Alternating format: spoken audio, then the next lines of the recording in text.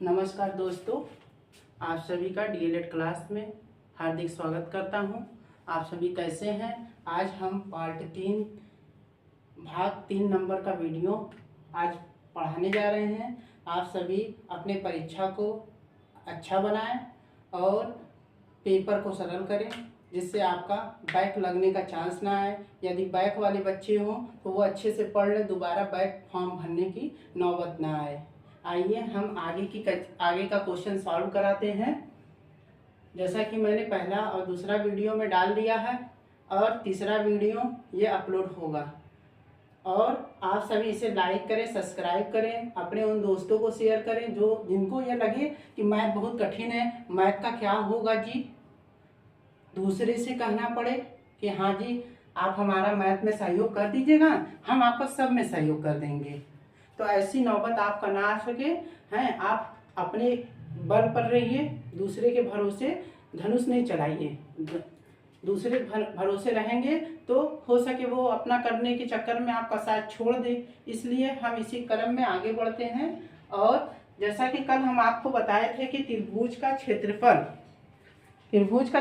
बताए थे।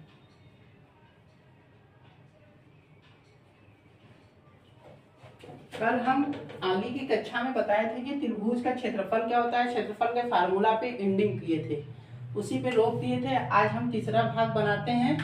अब तीसरे बहुत बड़ा वीडियो बना देने पे भी बोरिंग होने लगती है, इसलिए हम छोटा छोटा वीडियो बना रहे हैं जिससे आप आसानी से पढ़ सकें। अब हम पूरा डिटेल बताते हैं, इसलिए थोड़ा वीडियो लेंदी हो जाता है। आप उसको घबराइए नहीं, धीरे धीरे थोड़ा थोड़ा करके पढ़िए। एक टॉपिक मैं यदि बता देता हूँ उससे तो 2-3 ऑप्शनल आपके मिल जाते हैं। इसे आप खुद देखते होंगे कि हम एक क्वेश्चन बता दे रहे हैं, उसका थोड़ा सा अच्छा ज्ञान दे रहे हैं, तो जिससे आप उसी के सहारे दूसरा भी सॉल्व कर ले रहे हैं, तीसरा भी सॉल्व कर रहे हैं, उससे रिलेटेड जितना क्वेश्चन आएगा आपको मिल जाएगा। तो चलिए हम इसी क्रम में आगे बढ़ते हैं। अब देखिए ये क्वेश्चन, पहले एक चीज आप नोट कर लीजिएगा। नोट, त्रिभुज का क्षेत्रफल, त्रिभुज का क्षेत्रफल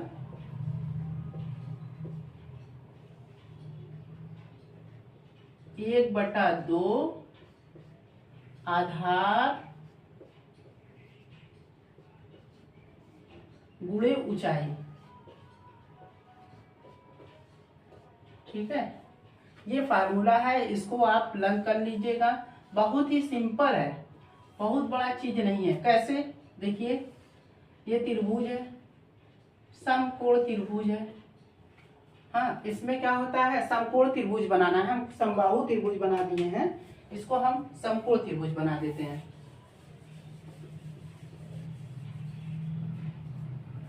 ये समकोण त्रिभुज के लिए है फार्मूला, क्योंकि ऊंचाई उसी में भी होती है, आधार भी होता है। ठीक है, देखिए अब ये त्रिभुज का क्षेत्रफल क्या होगा, 1/2 आधार ये है आपका, ऊंचाई ये है, इसलिए 1/2 आधार गुणे ऊंचाई। ठीक है, अब इसमें देखना है आपको किसी त्रिभुज की भुजाएं 6 सेंटीमीटर हो, 8 सेंटीमीटर हो, 10 सेंटीमीटर हो, तो उसका क्षेत्रफल होगा। अब उसका क्षेत्रफल कैसे होगा, जब हमको फार्मूला याद रहेगा। अब फार्मूला याद करना होगा आपको, 1/2 आधार गुणे ऊंचाई। त्रिभुज का क्षेत्रफल का, त्रिभुज के क्षेत्रफल का फार्मूला होगा 1/2 आधार गुणे ऊंचाई। तो अब इसका देखिए, हाँ, और समकोण में क्या होता है, इस पाइथागोरस प्रमेय होता है। पाइथागोरस प्रमेय का फार्मूला होता है, इसको भी देखिए पढ़ लीजिएगा। ये कण होता है, कण का स्क्वायर, कण का वर्ग, आधार स्क्वायर प्लस लंब स्क्वायर। अब देखिए इसको भी लर्न करना है, क्योंकि इसको लर्न नहीं करेंगे तो ये सॉल्व नहीं कर पाएंगे। अब इसमें कण क्या होता है भाई, ये जो 90 डिग्री खड़ा है, 90 डिग्री के सामने वाला भाग क्या होता है, कण होता है। ये कण होता है जिसपे भुजा रखी रहती है, उसे आधार कहते हैं। आधार भाई किसी चीज का आधार क्या है, हम आपको आज डीपली पढ़ा रहे हैं तो डीपली ये सब क्या दे रहे हैं, नोट पॉइंट बना दे रहे हैं, कोष्टक में रख दे रहे हैं। तो ये आपका आधार है। अब आधार जब हम बना देंगे अच्छे से, तो आप इस पे क्या कर लेंगे, लंब खड़ा कर लेंगे। ये लंब हो जाएगा। लंब 90 डिग्री का होता है। तो समकोण के सामने वाली भुजा क्या होता है, कर्ण होता है। और जिसपे भुजा खड़ी रहती है उसे लंब कहते हैं। और जिसके भरोसे खड़ी रहती है, यदि उसको हटा दे तो गिर जाएगा, जमीन ना रहे तो हम लोग गिर जाएंगे, वो आधार होता है। ठीक है, अब इसको इतना आप लिख लीजिए अपने नोट्स में, फिर आगे हम क्वेश्चन सॉल्व कराते हैं। तो अब इस यहाँ पे देखना है कि किसके बराबर होगा। तो देखिए, एक चीज हम इससे सॉल्व करा देंगे तो एक क्वेश्चन आपको समझ में आ जाएगा, तो उससे रिलेटेड जितना क्वेश्चन होगा आप सॉल्व कर लेंगे। तो कर्ण देखिए, इसमें सबसे बड़ी भुजा कौन सी है, देखिए 6 सेंटीमीटर, 8 सेंटीमीटर, 10 सेंटीमीटर। तो 6 से 10 सेंटीमीटर क्या है आपका, सबसे बड़ी भुजा है। और जब सबसे बड़ी भुजा है तो उसका वर्ग कर देंगे। क्या कर देंगे, वर्ग कर देंगे। देखिए सही आ रहा है कि नहीं फार्मूला, समकोण त्रिभुज है कि नहीं है, इसको भी तो सर्च करना है। अभी तो हम आपको सिखा रहे हैं, जब आप सीख लेंगे तो आपको ये सब नहीं करना होगा। आप देख लेंगे तो आप सीधे कर देंगे कि 6 6 36 8 64, 36 64 जोड़ेंगे तो 100 आएगा, 100 का वर्ग कर देंगे तो 10 आएगा। अब देखिए इसको हम चेक कर रहे हैं, 6 का स्क्वायर प्लस 8 का स्क्वायर, सॉरी आधार 8 मान लेते हैं। आधार क्या मान लेते हैं, 8, और ये आधार देखिए 8 मान ले रहे हैं, 8 का स्क्वायर कर दे रहे हैं प्लस 6 का स्क्वायर।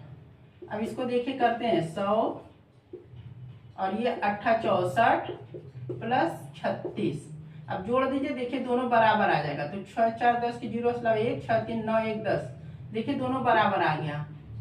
ठीक है, अब दोनों बराबर आ गए। जैसे हमको कर्ण नहीं पता है, आधार पता है, लंब पता है, तो हम ऐसे ही निकाल के फार्मूला में रख देते हैं। कोई भी एक वैल्यू नहीं पता रहेगी तो यहाँ पे कर्ण की वैल्यू दी है तो कर्ण का रख देंगे, लंब का रख देंगे, आधार निकल आएगा। यदि आधार नहीं दिया है तो कर्ण की आधार दिया हो और कर्ण नहीं दिया हो, लंब दिया हो, मतलब कर्ण नहीं दिया हो, आधार दिया हो, लंब दिया हो, तो दोनों का वर्ग करके जोड़ देंगे तो हमारा कर्ण निकल आएगा। तो देख रहे हैं आप, बहुत आसानी से 8 और यहाँ 6 हो जाएगा, यहाँ 10 हो जाएगा। तो ये क्या है, एक समकोण त्रिभुज है। और समकोण त्रिभुज का फार्मूला हम लिखे हैं ऊपर 1/2 आधार गुणे ऊंचाई। अब इसका फार्मूला लगा देते हैं। देखिए त्रिभुज का क्षेत्रफल, त्रिभुज का क्षेत्रफल थोड़ा शॉर्ट में लिख देते हैं इसलिए क्योंकि वहां पे प्लेस कम है। अब प्लेस कम होने की वजह से इसलिए हम थोड़ा शॉर्ट में लेंगे। ये त्रिभुज है, 3 भुजाओं से घिरा हुआ इसे त्रिभुज, और क्षेत्रफल लिख दिए तो 6 बना के 0 तो क्षेत्रफल हो जाता है। इसके लिए घबराइएगा नहीं, ये क्षेत्रफल शॉर्ट फॉर्म में लिख दिए हैं। ठीक है, अब इसके बाद 1/2 लिख लीजिए, आधार लिख लीजिए, गुणे ऊंचाई लिख लीजिए। पहले ऐसे आप सजा लीजिएगा, नहीं समझ में आएगा कोई बात नहीं, पहले इसको सजा लीजिए। सजाने के बाद 1/2 आधार, आधार क्या है 8 है, 8 लिख दिए। ऊंचाई क्या है 6। अब इसको काट देंगे, 24 सेंटीमीटर स्क्वायर। सेंटीमीटर स्क्वायर क्यों लिखते हैं, इसलिए लिखते हैं क्योंकि ये 8 सेंटीमीटर में दिया रहता है, देखिए, और ये 6 सेंटीमीटर में। ठीक है, ये सेंटीमीटर में। तो हम इसको काट दिए, काटने के बाद ये 1 सेंटीमीटर, 1 सेंटीमीटर, 2 सेंटीमीटर बचा। और जब 2 सेंटीमीटर का हम गुणा कर देंगे तो चीज वही लिखेंगे, ABCD EFGH XY कुछ भी दिया रहे, और सेम फंक्शन का गुणा करेंगे तो फंक्शन सेम वही रखेंगे, लेकिन जितनी बार होगा, 2 बार वो हो 1 बार वो हो, तो दोनों जुड़ जाएगा। और जब जुड़ जाएगा तो सेमी स्क्वायर आ जाएगा। यही आपका आंसर हो गया। यहाँ पे लिख देते हैं 24 सेंटीमीटर स्क्वायर। आप इतना नोट कर लीजिए। नोट करने पे एक ये इम्पोर्टेंट है और एक ये इम्पोर्टेंट है, दोनों इम्पोर्टेंट चीज है, इसलिए दोनों को आप लर्न कर लीजिए। लर्न करके जैसे मैं सॉल्व किया हूँ, इससे रिलेटेड जितना क्वेश्चन होगा, ये हम ऐसा क्वेश्चन बता दिया हूँ, बहुविकल्पी पढ़ा रहा हूँ, लेकिन क्या है अति लघुत्तरी में भी काम देगा, लघुत्तरी में भी काम देगा। तो चीज ऐसा पढ़ो कि सब में काम दे जाए। क्योंकि मैं अभी फर्स्ट टाइम डीएलएड की क्लास चलाना शुरू किया हूँ, जिससे मैं अब आगे जब फर्स्ट सेमेस्टर को पढ़ाऊंगा तो इतना अच्छा पढ़ा दूंगा कि जिससे आपको बहुत हमें प्रैक्टिस सेट कराने की जरूरत नहीं, आप खुद ही करके एकदम अच्छा सा नंबर ला देंगे। 25 में से 24, 25 में से 20, आप खुद ही नंबर अच्छा ला देंगे। बस मेरा पढ़ाया हुआ ध्यान से आप लोग देखिए।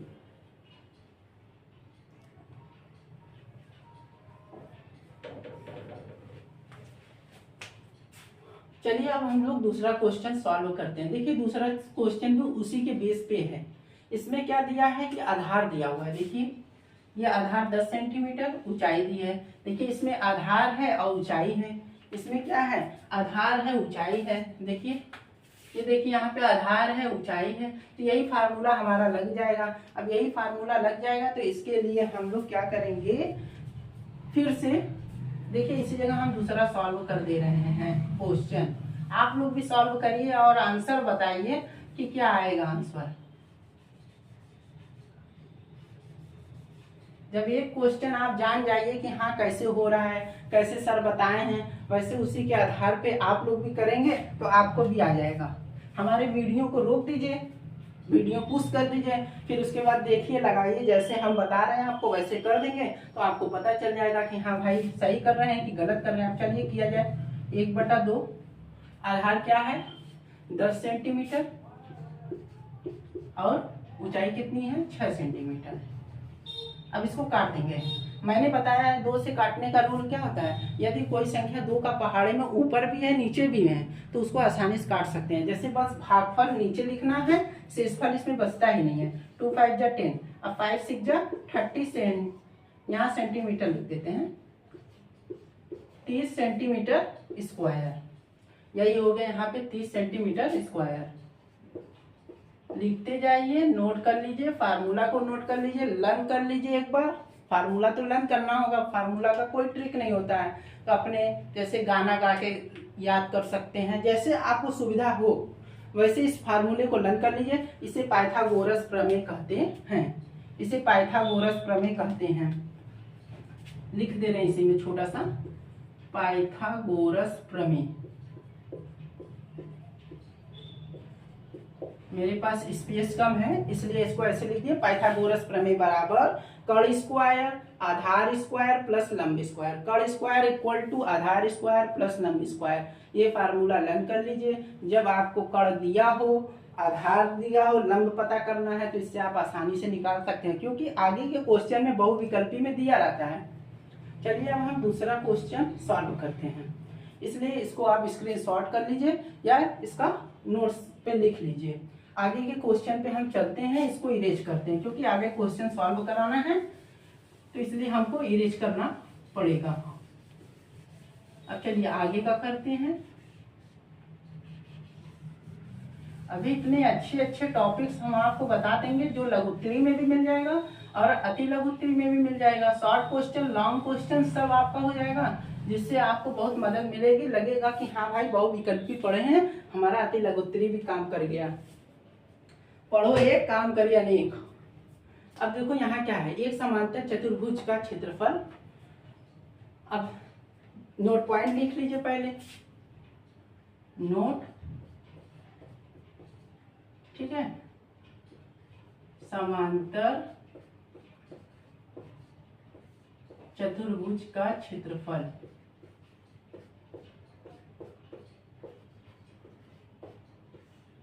बराबर आधार गुणे ऊंचाई, ठीक है। ये आधार गुणे ऊंचाई हो गया। यही फार्मूला होता है समांतर चतुर्भुज के क्षेत्रफल का। कुछ मत करिए, बस आप क्या करिए, समांतर चतुर्भुज के क्षेत्रफल का कुछ मत करिए। इसमें आपको करना क्या है, समांतर चतुर्भुज का इसमें क्षेत्रफल दिया हुआ है। देखिए एक समांतर चतुर्भुज का क्षेत्रफल 75 सेंटीमीटर है, तो हम 75 सेंटीमीटर कहाँ रख देंगे, क्षेत्रफल की जगह पे रख देंगे। देखिए यहाँ पे 75 रख दिए, बराबर लगा दिए। आधार कितना दिया हुआ है, आधार नहीं दिया हुआ है, आधार को आधार ही लिख दो भाई। नहीं समझ में आए, एक्स वाई जेड रखना नहीं समझ में आए कोई बात नहीं। आधार ऊंचाई कितनी दी है 7.5 सेंटीमीटर, ठीक है। अब यहाँ पे देखिए 75 सेंटीमीटर स्क्वायर है। क्या है? स्क्वायर। यहाँ पे स्क्वायर होना चाहिए। ठीक है। अब देखिए हम आपको बहुत सिंपल तरीके से समझा देंगे, आप भी कहेंगे कि हाँ अच्छा चीज बता रहे हैं। अब यहाँ पे लिख दीजिए क्या, 7.5 सेंटीमीटर। रूल से चल रहे हैं भाई, रूल जो बता रहे हैं। अभी हम सेंटीमीटर का गुणा किए हैं। अब कहेंगे सर आप क्षेत्रफल में तो लिखे ही नहीं है, तो क्षेत्रफल वाला भी बता दिया आपको। देखिए यहाँ पे 1, यहाँ पे 2, इसको काट दीजिए, सेंटीमीटर हो गया। हमने एक दशमलव वाला सवाल बताया था आपको, याद करिए कि यदि हमें दशमलव ऊपर या नीचे लगा हुआ मिल जाता है तो हम लोग क्या करते हैं,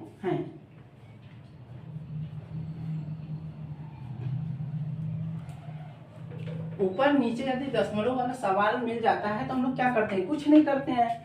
वेरी सिंपल तरीके से हमारे सर जी पिछले वीडियो में बताए हैं कि यहाँ पे 75 लिख देते हैं, यहाँ पे 75 कितने अंक पे दशमलव है, 1 अंक पे, यहाँ 1 अंक पे लगा के 0 बराबर हो गया भाई। 1 अंक पे वो है, 1 अंक पे वो है, क्योंकि इधर के 0 का कोई महत्व नहीं हो। इधर 0 लगा सकते हैं, दशमलव लगा के 0 लगा सकते हैं, या ऊपर नीचे 10 का गुणा करिए। 10 का गुणा वाला हमें झमेला लगता है। चीज ऐसा पढ़ो कि हम लोग डायरेक्ट कर लें, अब पता चला ऊपर नीचे गुणा करते ही रह जाओगे।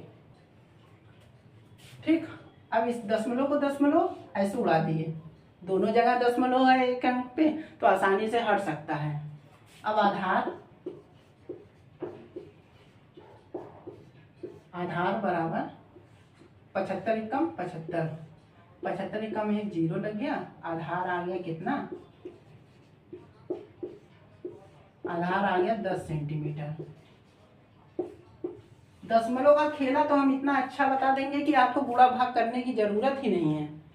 जिनको भी नहीं समझ में आएगा बस कुछ नहीं करना है, 1 अंक पे दशमलव लगा, 1 अंक पे ऊपर भी लगा देंगे और उसको दशमलव से दशमलव उड़ा देंगे, दशमलव दशमलव उड़ा देंगे।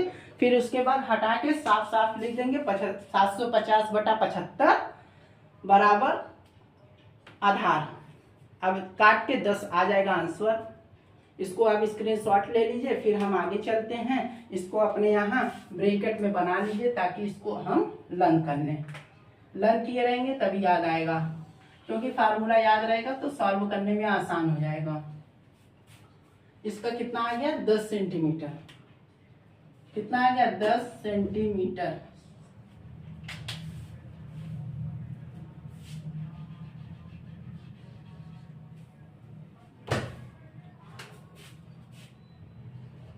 देखिए यही हुआ, आधार कितना आया है, 10। आगे चलिए पढ़ते हैं। वह वृत्त जो किसी त्रिभुज की सब भुजाओं को बिना बढ़ाए स्पर्श करे। भाई देखो इसमें 4 ऑप्शन दिया हुआ है, चारों ऑप्शन को हम पढ़ा देंगे तो आगे के क्वेश्चन में सॉल्व होगा।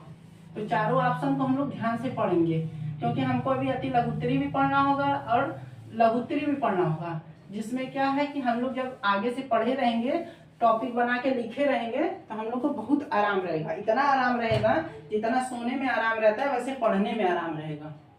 देखिए यहाँ पे ऑप्शन पहला दिया है वृत्त। कह रहा है वह वृत्त जो किसी त्रिभुज की सभी भुजाओं को स्पर्श करे। ये भैया त्रिभुज है, ठीक, अभी त्रिभुज है।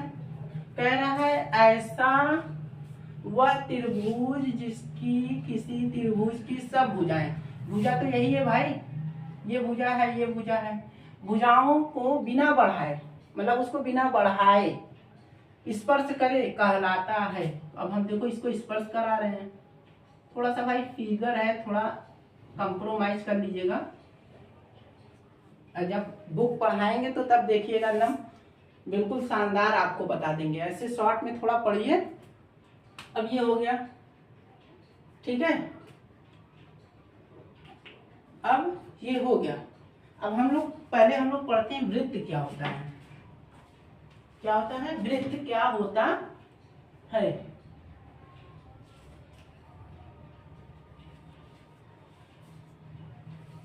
अब हम लोग वृत्त पहले पढ़ लेते हैं, क्योंकि वृत्त तो पढ़े नहीं हैं। अब हमारा मैथ कमजोर है, हमको वृत्त आता नहीं है। परिगत वृत्त कैसे जानेंगे, अंतःवृत्त कैसे जानेंगे, ठीक है, बहिर्वृत्त किसे जानेंगे? तो भाई अब उसको पढ़ना पड़ेगा। अब पढ़ना कैसे पड़ेगा? बहुत सिंपल लैंग्वेज में। देखिए, परिधि भी हम आपको बता देंगे। एक बिंदु है, क्या है? एक बिंदु है, ये बिंदु से समान दूरी पर खींचा गया रेखा समान दूरी पर रहेगा। ये इससे 5 सेंटीमीटर रहेगा, तो ये भी 5 सेंटीमीटर है, ये भी 5 सेंटीमीटर, 5 सेंटीमीटर ये भी रहेगा, ये भी रहेगा। ये जो खींचा गया है समान दूरी पर, उसी को वृत्त कहते हैं। और जो मार्ग हम लोग तय किए हैं, ये वृत्त हो गया, ये वृत्त हो गया पूरा। ये परिधि हो गई। परिधि क्यों हो गई? परिधि क्यों कहते हैं?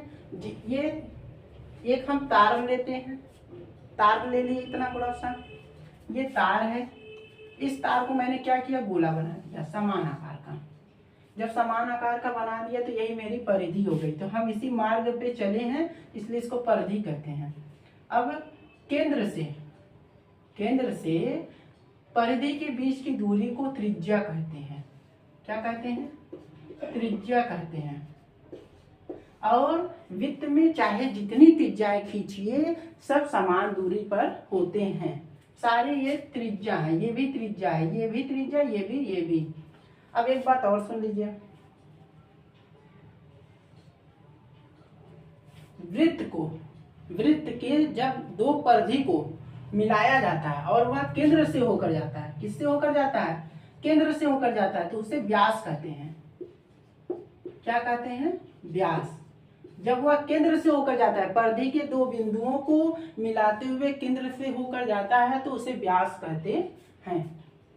अब व्यास कहते हैं, त्रिज्या समझ में आ गया, परिधि, वृत्त समझ में आ गया कि जिस मार्ग पे चलते हैं उसे परिधि कहते हैं। केंद्र से परिधि के बीच की दूरी को त्रिज्या कहते हैं। जब दो बिंदु परिधि के केंद्र से होकर जुड़ता है, मिलाया जाता है, केंद्र से होकर लेकिन जाए, तो उसे व्यास कहते हैं। अब जब परिधि के दो बिंदु को मिलाया जाए, इसे जीवा कहते हैं। एकदम बिल्कुल सफाई से पढ़ लीजिए। परिधि ही सब आ रहा है। परिधि के दो बिंदु से होके जाए तो जीवा, केंद्र से होकर जाए व्यास, केंद्र से परिधि तक जाए त्रिज्या। अब देखिए, एक फार्मूला नोट कर लीजिए आप लोग। फार्मूला बहुत जरूरी है इसमें। देखिए, एक फार्मूला है, जितना डीपली हो सकता है हम आपको बता दे रहे हैं। यदि एक बार आप ध्यान से मेरा वीडियो देख लेते हैं, जिससे आपको बहुविकल्पी तो पास हो जाते हैं। मास्टर लोग कहते हैं स्कूल के सर जो होते हैं, कहते हैं देखिए लघुत्तरी पढ़ लीजिए और ऑप्शनल आपका सॉल्व हो जाएगा। और ये नहीं होता कि जब आप ध्यान से पूरा लघुत्तरी पढ़े रहेंगे तब तो ऑप्शनल सॉल्व होगा। पता चला ऑप्शनल में ये टॉपिक ही तो उठा के देता है, एक पॉइंट उठा के दे देता है। अब पता चला लघुत्तरी हमको पूरा याद नहीं है, तो ऑप्शनल कैसे सॉल्व करेंगे? इसलिए ऑप्शनल में छोटी छोटी चीजों के बारे में हम जान जाते हैं, तो आसानी से हम लोग सॉल्व कर लेते हैं। ये हो गया आपका व्यास, हो गया जीवा भी बता दिए आपको।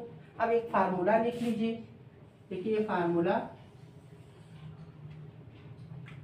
व्यास को इंग्लिश में डायमीटर कहते हैं, इसको डायमीटर कहते हैं, इसको त्रिज्या कहते हैं, आर कहते हैं, रेडियस। अब देखिए व्यास बराबर, देखिए एक आर ये, तो व्यास बराबर क्या होगा? 2r या 2 गुणे त्रिज्या।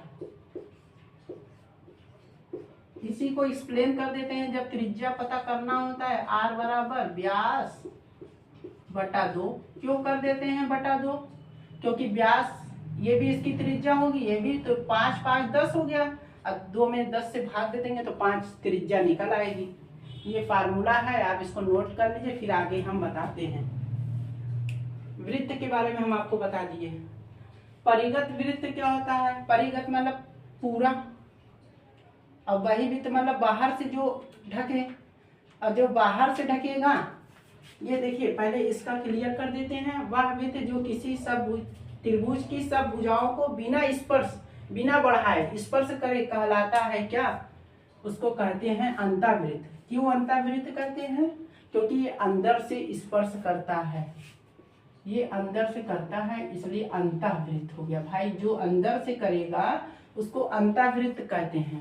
जो कोणों से होकर जाएगा, ये ऐसे होके जाएगा कोणों से, ये देखिए कोणों से होकर जाता है, उसको बहिर्वृत्त कहते हैं।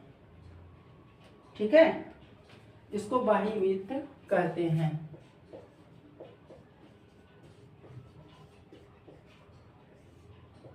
इसलिए इसका आंसर क्या हो जाता है? अंतःवृत्त हो जाता है। इतना आप स्क्रीनशॉट ले लीजिए। जब भी आप भूल जाइए तो कहिए वृत्त की सीधे फार्मूला है, वह बिंदु पथ जो समान दूरी पर खींचा जाए उसे वृत्त कहते हैं, और जो मार्ग तय करता है उसे परिधि कहते हैं।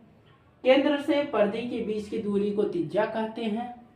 जब परिधि के दो बिंदु को केंद्र से मिलाया जाता है तो उसे व्यास कहते हैं, और जब दो बिंदुओं को मिलाया जाता है तो उसे जीवा कहते हैं। क्योंकि आगे जीवा का क्वेश्चन आपको मिलेगा, इसीलिए हम इसी जगह बता दिए ताकि आपको आसानी से पता चल जाए।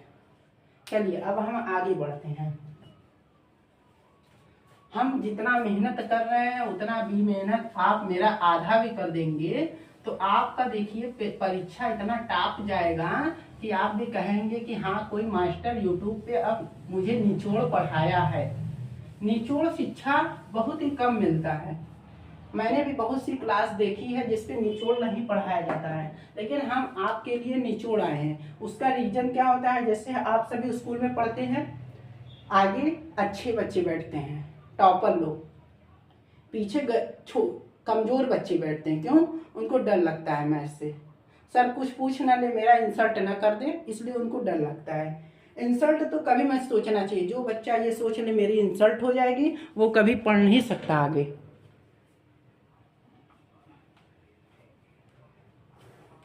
पूछने में वो संकोच करने लगता है कि अरे अभी हम पूछेंगे, हमको आएगा नहीं, डांट के बैठा देंगे। कोई भी सर हो, कोई भी मास्टर हो, यदि बच्चा कुछ पूछता है तो उसको बताइए, क्योंकि ये सब देखिए एनसीएफ 2005 वर्ष में है। आगे आप फर्स्ट सेमेस्टर के आगे जब पढ़ेंगे आपको शिक्षा के बारे में बताया जाएगा कि बच्चों को कैसे सिखाना है, कैसे पढ़ाना है, उसके बारे में आपको जानना है। तो आपको प्राइमरी इसीलिए पढ़ाई जा रही है ताकि आप छोटे बच्चों को कैसे ड्रिल करेंगे। बड़े को तो सब पढ़ा लेता है, छोटे को पढ़ाना सबसे कठिन काम होता है, और जो छोटों को पढ़ा लिया उनको बड़ों को पढ़ाने में बिल्कुल आसान लगता है। चलिए अब हम लोग आगे के क्वेश्चन को सॉल्व करते हैं। देखिए अभी 4 ही क्वेश्चन सॉल्व किए हैं, आगे चलते हैं। किस संख्या में स्थानीय मान सबसे अधिक होगा? ये देखिए 2015 में पूछा है, लेकिन एक बात ध्यान दीजिए, पिछली कक्षाओं में हम पढ़ाए, आपको बताए थे कि जिस दशमलव के पास जिसका स्थानीय मान पूछे, जिस दशमलव के पास जिसका वैल्यू रहेगा वही स्थानीय मान सबसे बड़ा होगा। अब देखिए यहाँ पे क्या है, दशमलव पास 1 है, ये तो होगा नहीं। ये यहाँ पे 6 है, दूर चला जा रहा है, दूर चला जा रहा है तो ये भी नहीं होगा। ये वाला देखिए 0.6, ये एकदम पास है, दशमलव के एकदम पास है, इसलिए इसका स्थानीय मान यही होगा। सबसे सरल तरीका है ऑप्शनल आएगा, इसलिए नहीं। यदि आपको नहीं समझ में आए कि कैसे हुआ तो हमारे पिछला वीडियो देखिए, नहीं तो मैं अभी बता दे रहा हूँ। 144.611। अब देखिए हम लोग नॉर्मली निकालते हैं तो इकाई 1 से गुणा करते हैं, फिर 10 से गुणा करते हैं, फिर किससे करते हैं, 1000 से करते हैं, 100 से करते हैं, फिर 1000 से करते हैं, मतलब इकाई, दहाई, सैकड़ा, 1000, 10,000, लाख ऐसे चलते हैं। अब इसमें क्या होता है, उल्टा चलते हैं। इसमें दहाई से शुरू करते हैं, ठीक है, दहाई रहेगा, सैकड़ा रहेगा, 1000 रहेगा, और वो भी भाग देंगे, सैकड़ा से भाग देंगे ऊपर वाले में, 1 से, 1 में सैकड़े से भाग देंगे। इसका हम देखिए ऐसे निकालते हैं, ऐसे कर लिए, पहला ऐसे कर लेते हैं, फिर 6 लिख लेते हैं, 1 लिख लेते हैं, 10 लिख लेते हैं। क्यों लिख देते हैं भाई, क्यों लिख देते हैं? देखिए यहाँ 6 है, 1 0 नीचे है, ठीक है, हम लोग इधर से गिन के भाग जब देते हैं तो इधर से गिनते हैं, 6 में पॉइंट लगा देते हैं।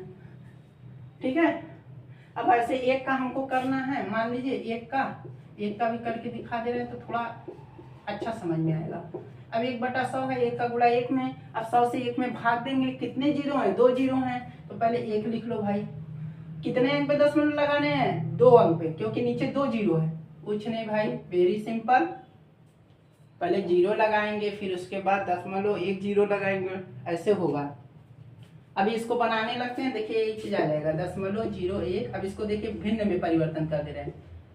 हम आपको बताएं जितने अंक पे दशमलव उतने जीरो लगा के बढ़ा दीजिए, देखिए 1/100 फिर आ गया। बहुत सिंपल है, बहुत अच्छे लैंग्वेज में हम आपको बता दे रहे हैं। आप इसे लाइक करिए, सब्सक्राइब करिए, अपने दोस्तों को, जो दोस्त कमजोर हों उनको शेयर करिए। इसलिए इसका आंसर 144.611 होगा। कभी 611 नहीं पढ़ा जाता है, 6 दशमलव के बाद की गिनती को अलग अलग करके पढ़ा जाता है। स्क्रीनशॉट लेते रहिए या वीडियो अपने कॉपी में नोट करते चलिए। अब आगे की वीडियो में चलते हैं, देखिए बहुत सिंपल है। 83 65 में स्थानीय 3 का स्थानीय मान निकालना है। भाई तुरंत निकाल दो, अभी तो हम बताए हैं कि इकाई, दहाई, सैकड़ा, हजार, जितने अंक पे हो उतना लिख दो, उतना आंसर आ जाएगा। तो हम आपको करके दिखा दे रहे हैं। 83 65 है, हमको सिर्फ 3 का पूछा है, तो 3 का करेंगे। इकाई, दहाई, सैकड़ा, इकाई, दहाई, सैकड़ा, 100 से 300, 300 आंसर आ गया, लिख देंगे तुरंत 300 आंसर। वृत्त के किन्हीं दो बिंदुओं के मिलाने वाले रेखाखंड को क्या कहते हैं भाई? रेखाखंड हमने कल पढ़ाया था, रेखा पढ़ाया था। दो बिंदु को मिलाने वाली रेखा को रेखाखंड कहते हैं, और जिसकी प्रारंभिक और अंतिम बिंदु नहीं होती उसे रेखा कहते हैं। किरण क्या होता है? जो एक बिंदु से शुरू हो, जो एक बिंदु से शुरू हो इसे किरण, जो दो बिंदुओं से चले रेखाखंड, और जो रेखा, ये रेखा है, रेखा और रेखा जब से तुमको देखा यही है वो रेखा। चलिए इसका क्या हो जाएगा? दो बिंदुओं मिलाने वाले रेखाखंड को क्या कहते हैं? ये देखो दो बिंदुओं, केंद्र की बात नहीं किया, केंद्र की बात करेगा तो प्यास हो जाएगा। दो बिंदुओं तो उसको जीवा कहते हैं। देखिए आपका ये आंसर हो गया। 15% भिन्न का रूप होगा, 15% भिन्न का रूप होगा भाई। बहुत सिंपल है क्वेश्चन। 15 हमने बताया है कि परसेंट कहीं भी दिख जाए आपका तो उसको 1/100 लिख देते हैं। उसको क्या कर देते हैं? 1/100 लिख देते हैं। तो 1/100 लिख देते हैं, तो यहाँ पे 1/100 लिख देते हैं, क्योंकि 1 का गुणा करेंगे भाई तो 15 ही आएगा। अब हमको करना है क्या अंक पे दशमलव है? 2 अंक, 2 जीरो है, क्या कितने जीरो हैं? 2, तो यहाँ पे 15 हो जाएगा, ये हो जाएगा। लेकिन हमको क्या पूछा है? भिन्न रूप पूछा है, तो भिन्न रूप पूछा है तो कुछ मत करिए, इसको दशमलव वाला मत करिएगा। 5 3 जा 15। अब देखो 5 से कट रहा है, क्योंकि 5 इकाई में 5 से कटने क्या रूल है? 0 हो या 5 हो। भाई ऊपर 5 है, नीचे 0 है, कट जाएगा। जिसको नहीं आता वो भाग दे दे, 5 से 100 में भाग दे दे, 5 से 15 में भाग दे दे, तो दोनों की अलग अलग वैल्यू आ जाएगी। जैसे फॉर एग्जाम्पल 15 15, तो यही हम कहते हैं ना, भागफल यहाँ लिखा जाता है, शेषफल वाला कटेगा ही नहीं। वैसे 100 का कर दीजिए,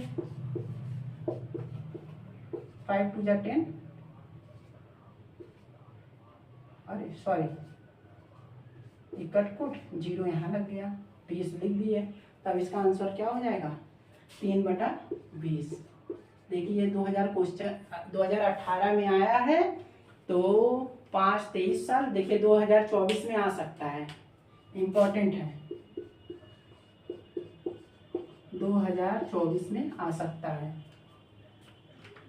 अब 3/2 का गुणात्मक प्रतिलोम। भाइयों हम लोग कल तो बताए थे आपको, कल के वीडियो में आपको हम बताए थे प्रतिलोम का मतलब क्या होता है। प्रतिलोम, लोम मीन्स उल्टा, और जब उल्टा होता है तो 3/2 है तो 2/3 हो जाता है। क्या हो जाएगा? 2/3 हो जाता है। अब निम्नलिखित में वृहद कोण का मान होगा। वृहद कोण का मान देखिए, कल हम आपको बताए थे, ये सरल कोण है या रिजु कोण बोलते हैं। ऐसे चला जाएगा तो न्यून कोण बोलते हैं, ऐसा चला जाता है तो समकोण बोलते हैं, इससे चला जाएगा तो अधिक कोण बोलते हैं, और जब इसके नीचे का कोण आता है तो उसे वृहद कोण कहते हैं। जो 180 से 918 हाँ 180 से डाउन में जाता है, नीचे की तरफ जाता है, तो इसमें सबसे बड़ा कोण कौन सा है 305, तो यही हो जाएगा। 180 से ज़्यादा है वृहद कोण हो जाएगा।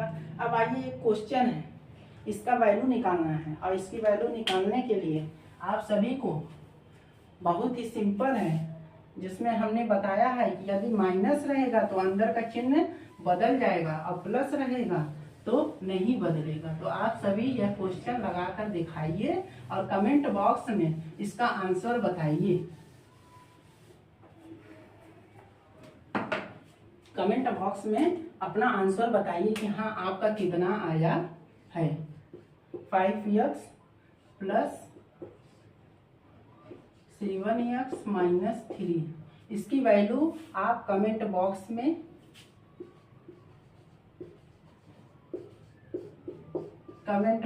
में दीजिए आंसर। आपको हमने कितना सिखाया है इस बात का। यदि हमारी क्लास आप सभी को अच्छी लगे तो आप अधिक से अधिक सब्सक्राइब करिए, लाइक करिए और कमेंट बॉक्स में बताइए कि हाँ सर आपका क्लास बिल्कुल अच्छा था। धन्यवाद। स्क्रीनशॉट ले लीजिए, स्क्रीनशॉट ही महत्वपूर्ण है और उसका आंसर आप बताइएगा।